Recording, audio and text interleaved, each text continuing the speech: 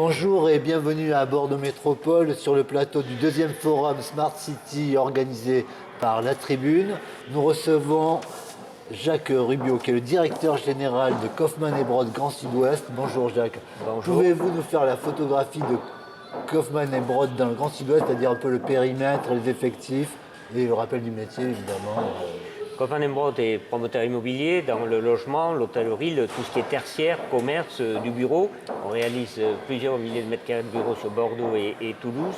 En périmètre, c'est de La Rochelle, Limoges jusqu'à Nîmes, ce qu'on appelle le Grand Sud-Ouest, avec une agence à La Rochelle, Bordeaux où nous sommes, Toulouse et Montpellier et Bayonne au Pays Basque. D'accord. Et nous sommes leaders dans le Grand Sud-Ouest au niveau des promoteurs immobiliers. Ah oui, d'accord. Et Kaufmann & Broad est dans les 3 premiers promoteurs au niveau national. D'accord, vous êtes vraiment ce qu'on appelle un leader, un vrai leader du Grand ouais. Sud-Ouest régional, tout à fait. Alors aujourd'hui on parle des smart cities, des villes intelligentes. Alors comment le promoteur que vous êtes, parce que les promoteurs ils sont dans les villes, ils sont à l'extérieur des villes, mais ils sont beaucoup dans les villes. Comment vous rentrez vous insérez dans cette évolution de la ville intelligente que ça représente un petit peu pour vous, quand on est promoteur comme vous. Mais, la ville intelligente, c'est-à-dire la ville de demain. Et Kaufmann & Broad a une équipe en interne où on étudie au niveau de la recherche, du développement, de l'environnement, de la biomasse, de l'économie d'énergie, qui dans quelques années va être une obligation. En 2030, ce qu'on a étudié, notamment sur Bordeaux, la tour en bois qu'on parlait tout à l'heure, il y a beaucoup de normes qui vont être dans ce bâtiment, qui sera obligatoire pour 2030. Okay. Ah oui, d'accord, oui. Là c'est l'avant-garde, quoi. On préfigure ce que ça va être, voilà. Après, totalement. Donc, il y a dans beaucoup de recherches de ce bâtiment en économie d'énergie. Il faut savoir que 1 degré d'économie dans un logement représente 7% d'économie en termes de coûts. Ah oui, c'est énorme. C'est important. Et toute cette recherche, chez Kaufmann & Broad, il y a une équipe d'architectes, d'ingénieurs qui font de la recherche sur ces développements qui sont pour demain. Il ne faut pas attendre que la loi nous oblige, il faut être précurseur. Et la ville de Bordeaux est précurseur dans ce sens et va abonder dans le sens de l'économie de l'énergie et de l'environnement. D'accord, alors vous l'évoquez parce que nos téléspectateurs ne savent pas, vous sortez d'une table ronde où justement il a été question de ces projets. Vous allez construire, alors je crois qu'il y a 2 projets dans le vôtre, c'est une très grande tour en bois, dans le programme Silva où il y a 3 éléments il me semble de mémoire. Et alors à quoi ça correspond? Alors, vous parliez là, on était dans l'avant-garde un petit peu de ce qui va se faire plus tard.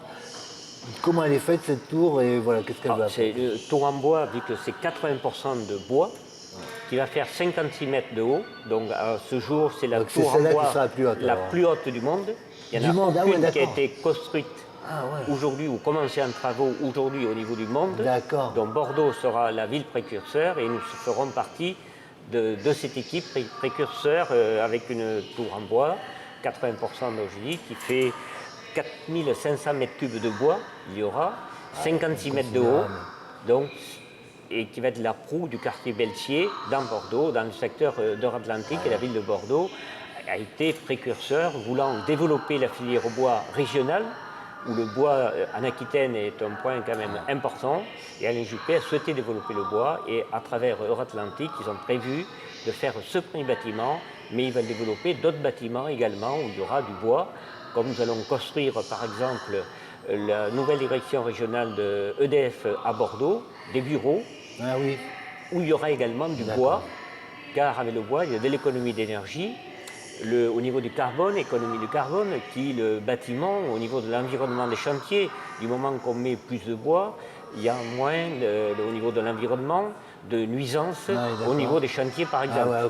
Donc, c'est-à-dire qu'il y aura une colonne vertébrale en béton au centre il y a l'assise qui sera en béton, il y a une colonne vertébrale en partie béton, mais je vous dis, c'est 80% de bois. C'est impressionnant. Alors, il y aura des ascenseurs qui vont monter, descendre. Oui, tout à fait. Il faut s'y mettre, il faut s'habituer. Non, mais bon, bien sûr, le bois, c'est très intéressant. Donc là, c'est vraiment, vous le disiez, une première romande, une première enfance. On va être à la pointe un petit peu du progrès. Alors justement, on a évoqué Euratlantique, Beltier Euratlantique, c'est le même ensemble. Il y a plusieurs zones d'activité concertées comme ça à Bordeaux qui se développent plus ou moins simultanément. Est-ce que ça fait de Bordeaux, de la métropole de Bordeaux, un marché dynamique, toujours dynamique en France? Est-ce que c'est vraiment ça booste un petit peu le marché local. Bordeaux est une des villes numéro 1 en France qui tire le marché vers le haut. Bordeaux a une demande au niveau investisseur institutionnel. La ville de Bordeaux a créé, NGP a créé des grandes zones d'aménagement, comme le quartier Atlantique, Belsier, comme le bassin à flot, comme sur les quais de Caïric, Brazza, Niel. Donc, dans toutes ces opérations, nous sommes plusieurs à construire sur ce secteur où il y a des plans d'urbanisme clairs et directs, où on sait exactement ce que nous devons faire, et c'est un plus. Et ce qui permet dans l'avenir, et c'est des opérations qui vont se faire pour les 10 ans à venir, ce qui permet pour des sociétés comme les nôtres, pour un promoteur, de savoir où on peut travailler et prévoir dans l'avenir. Ce qui est très important chez nous, quand on commence à étudier un projet où on le livre, il se passe 2 à 3 ans minimum. Ah oui, d'accord, oui. Donc c'est une sécurité absolument nécessaire en fait. Donc ça facilite le fonctionnement du marché, on peut dire.